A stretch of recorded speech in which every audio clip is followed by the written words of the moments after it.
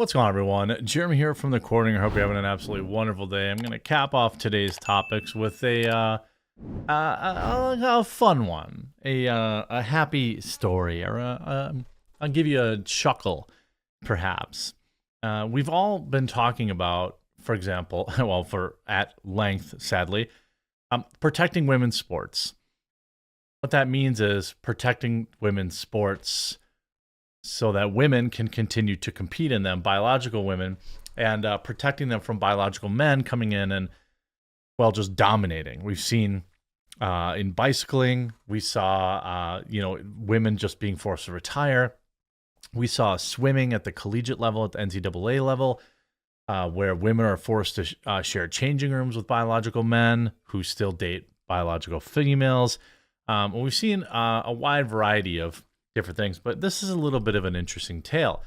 You know, when we talk about these individuals that want to play sports, and it's only ever one direction, right? You don't see a lot of biological females clamoring to be able to play against or compete against biological males. I don't think it's really ever happened. I suppose there's probably some example of it happening somewhere, but the reality is it is almost exclusively biological men that want to invade biological women's spaces and dominate at whatever their event is, whether it's powerlifting, bicycling, swimming.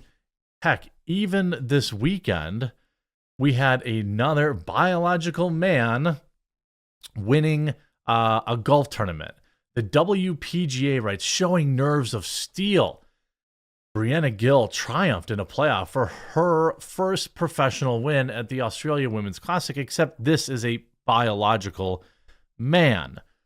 You see this through 3.8 million views and 92 likes. All the sports federations, event organizers, and others enabling the destructions of women's sport by including males. You might want to take note. The vast majority of people cannot stand this appalling misogyny. And I understand. I mean, I agree.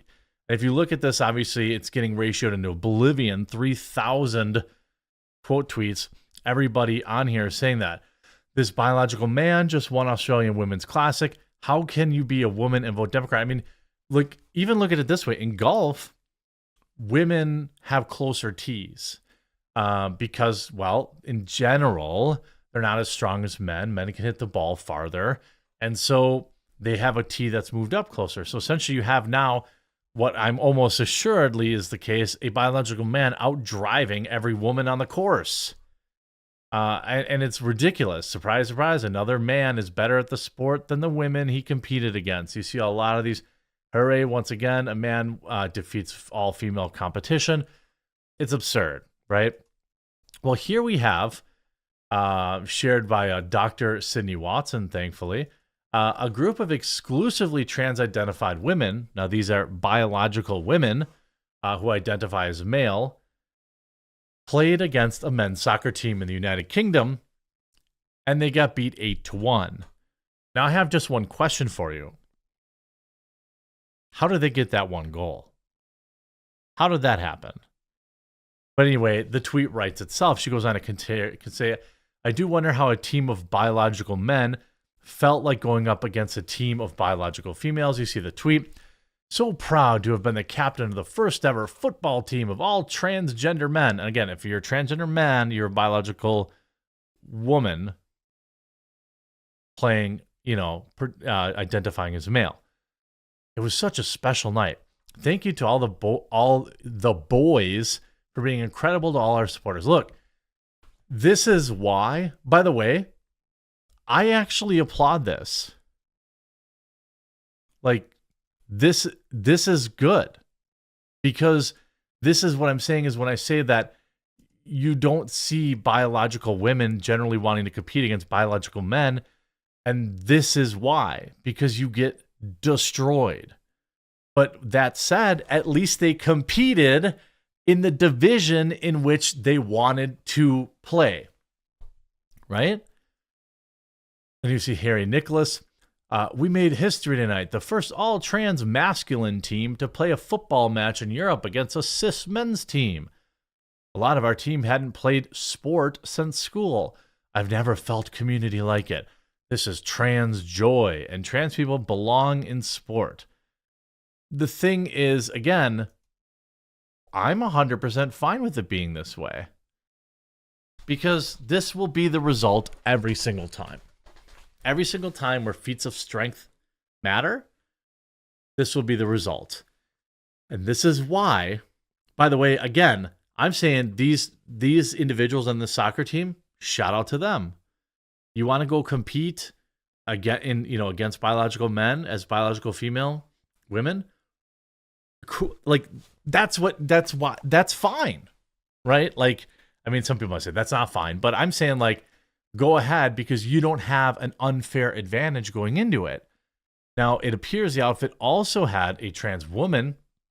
Now, these are biological men team as well, who played in 2022 against a semi-pro women's team.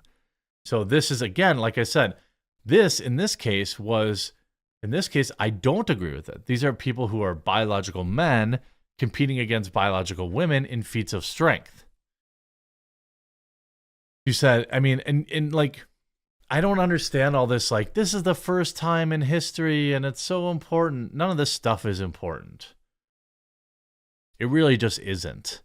And you have here on March 31st, we will be taking part in a historic match at Champion Hill against DHFCW, face blah, blah, blah, raising money for trans people, tickets on sale, very cool. Can't imagine why anyone would want to pay to see this, but I suppose the circus has been around for a long period of time.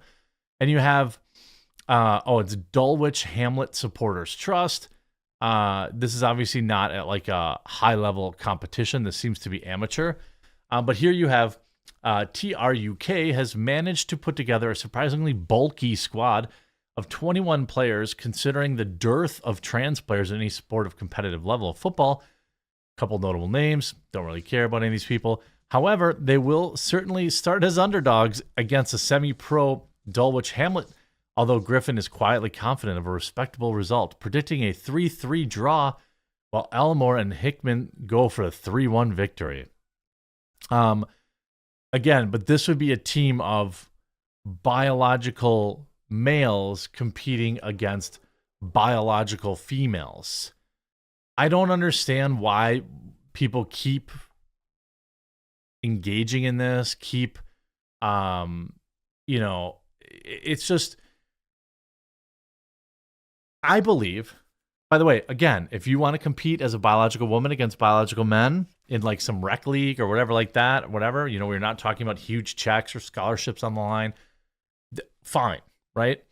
That's how it should be. You should be competing against people that match your biology. That's why these things exist. However, that this just goes on to prove that, hey, if you really want to play soccer, okay, you really want to weightlift, you do it in the category in which your biology matches, and that's fine. You're going to lose, but if you just love the sport, then that's the way it is.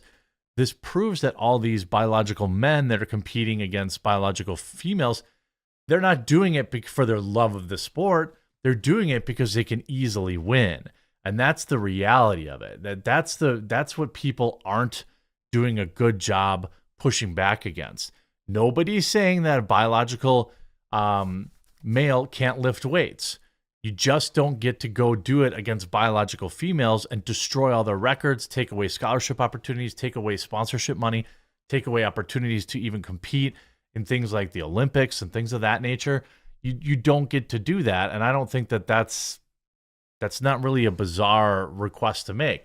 So, this is the reality. This proves that if you want to compete in your biological category that you want to identify as, that's fine. You want to be biologically female, identify as male, you compete against males. That's you don't get to identify.